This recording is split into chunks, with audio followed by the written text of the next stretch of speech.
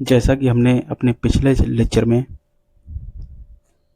जैसा कि हमने अपने पिछले वीडियो में यह बताया कि विद्युत द्विध्रुव के कारण जो विद्युत क्षेत्र अक्ष पर स्थित बिंदुओं के लिए 2p/4πε0 r³ होता है। इस प्रकार आज हम विषुवतीय तल अथवा निरक्षीय स्थिति पर जो बिंदु स्थित है उस पर हम विद्युत क्षेत्र की गणना करेंगे इस डायपोल के कारण।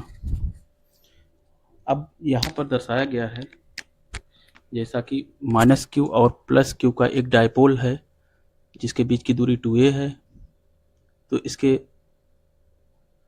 मिड पॉइंट O से निरक्षीय स्थिति P पर हमको इलेक्ट्रिक फील्ड की गणना करनी है। तो यहाँ से हम मान लेते हैं कि r दूरी पर हमको विद्युत क्षेत्र की गणना करनी है। अब इस पॉइंट पर हम +q चार्ज के कारण पहले निकालेंगे, फिर -q चार्ज के कारण इलेक्ट्रिक फील्ड निकालेंगे और उसी का टोटल रिजल्टेंट निकाल लेंगे। तो इस प्रकार +q चार्ज के कारण इस P पर इलेक्ट्रिक फील्ड जो होगी उसको निकालने के लिए हम यहाँ पर एक टेस्ट चार्ज +q रखेंगे। वह +q इस +q चार्ज के कारण इस ओर भागने का कोशिश करेगा, तो इलेक्ट्रिक फील्ड इस +q चार्ज के कारण इस दिशा में हो जाएगी, E ऑफ +q चार्ज के कारण। और इस -q चार्ज के कारण अगर हम निकालेंगे यहाँ पर तो इस -q चार्ज के कारण इस P बिंदु पर इलेक्ट्रिक फील्ड निकालने के लिए यहाँ +q चार्ज टेस्ट चार्ज एक रखते हैं और वह +q इस माइनस के कारण इधर की ओर अट्रैक्ट करेगा। इस प्रकार से इलेक्ट्रिक फील्ड हमारी इस ओर हो जाएगी E ऑफ -q के कारण। अब इसका जो रिजल्टेंट हो जाएगा वो कुछ इस प्रकार होगा।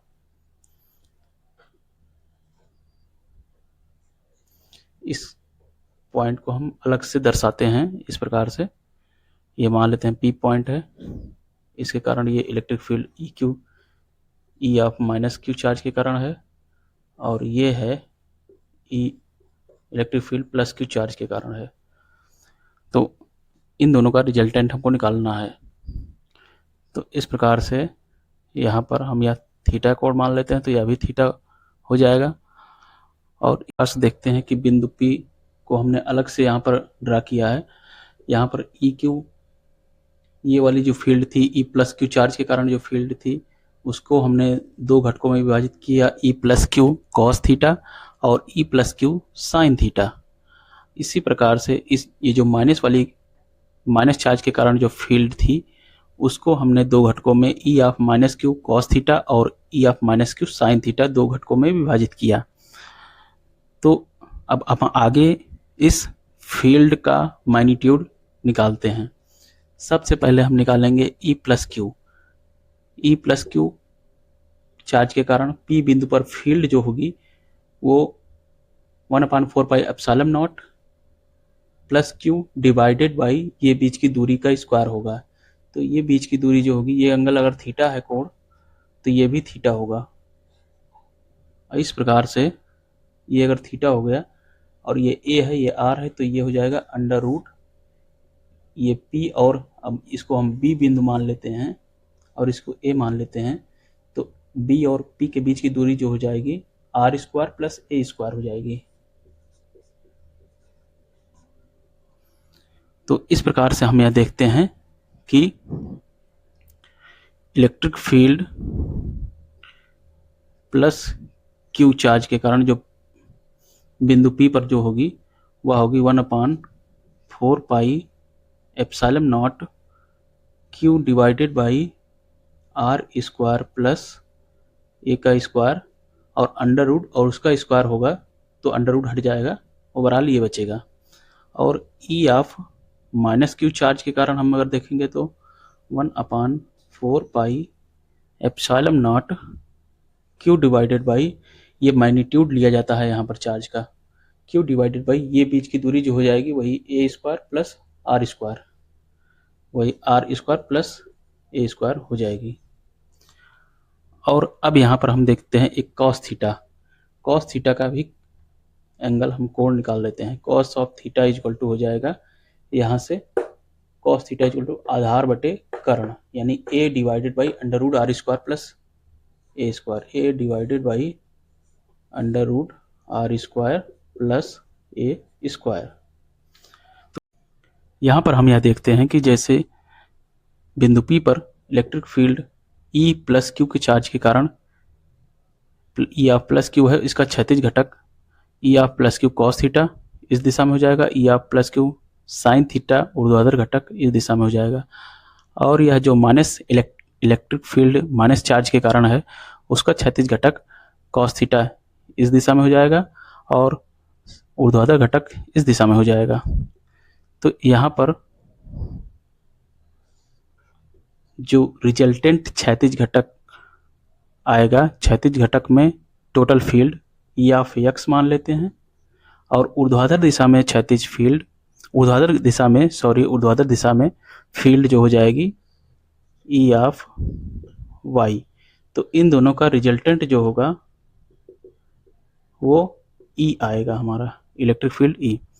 तो इस प्रकार से हम यहाँ देखते हैं कि क्षैतिज घटक का जो परिणामी यानी रिजल्टेंट आएगा E of plus q cos theta और E of minus q sine cos theta, दोनों एक ही दिशा में हैं।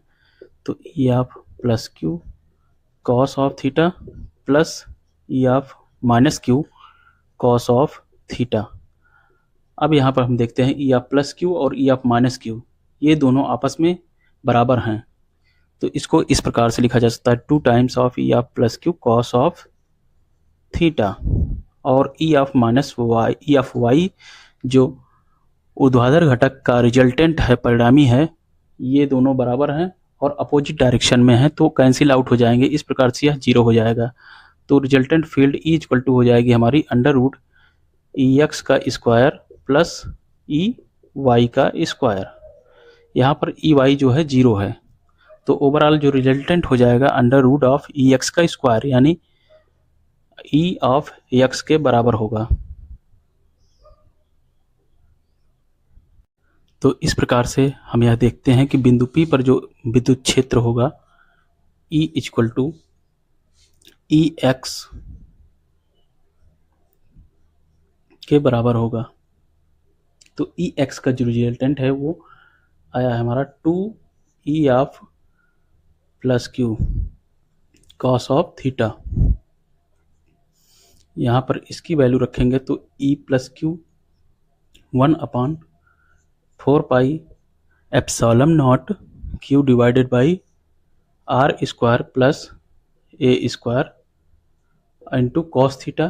कॉस थीटा हो जाएगा, ये दिया हुआ है a upon under root r square plus a square, a divided by under root r square plus a square, या इसको हम r square plus a square की पावर 1/2 लिख सकते हैं। इस प्रकार से यह हो जाएगा 2 q a divided by 4 pi epsilon naught, यहाँ पर r square plus a square की पावर 1 है, यहाँ पे r square plus a square power 1/2 है, तो 1 और प्लस 1/2 मिलके 3/2 हो जाएगा, r square plus a square की पावर 3/2 हो जाएगा। और इस प्रकार से हम यह देखते हैं कि 2a इंटू क्यू, या इसको इस प्रकार से लिखा जा सकता है 2a times q divided by 4 pi epsilon naught r square plus a square की पावर 3/2। अब यहाँ पर हम यह देखते हैं कि जो डाइपोल मोमेंट यानी विद्युत आघूर्ण p वेक्टर है, उस p का p इक्वल टू होता है q इंटू दोनों आवेशों के बीच की दूरी 2a, तो 2a इंटू क्यू के बराबर होता है p, तो ये हो जाएगा p/4 pi epsilon naught r square plus a square की पावर 3/2। अब यहाँ पर हम देखते हैं कि दोनों आवेशों के बीच की दूरी 2a है और r जो है निरक्षीय स्थिति में आर दूरी है पी बिंदु तक का, ओ से पी तक की दूरी है, और आर जो है बहुत ज़्यादा दूरी है, और ए और बी के बीच की दूरी यानी माइनस क्यू और प्लस क्यू चार्ज के बीच की दूरी बहुत कम होती है। तो यहाँ पर हम यहाँ देखते हैं कि आर जो है बहुत ज़्यादा है, मच ग्रेटर देन ए, तो आर स्क्वायर और ज़्यादा बड़ा हो जाएगा और अधिक हो जाएगा। इस प्रकार से ए स्क्वायर को निगलेक्ट कर दिया जाएगा, क्योंकि ए स्क्वायर जब ए बहुत सूक्ष्म दूरी है तो ए स्क्वायर और भी सूक्ष्म दूरी हो जाएगी। इस प्रकार से हमारा फार्मूला निकल के आता है P/4 pi epsilon naught r square का पावर 3/2। इसको इस प्रकार से लिखा जा सकता है E = P/4 pi epsilon naught r square, यानी आर स्क्वायर 2 × 3/2, 2 से 2 कट जाएगा, बचेगा r³।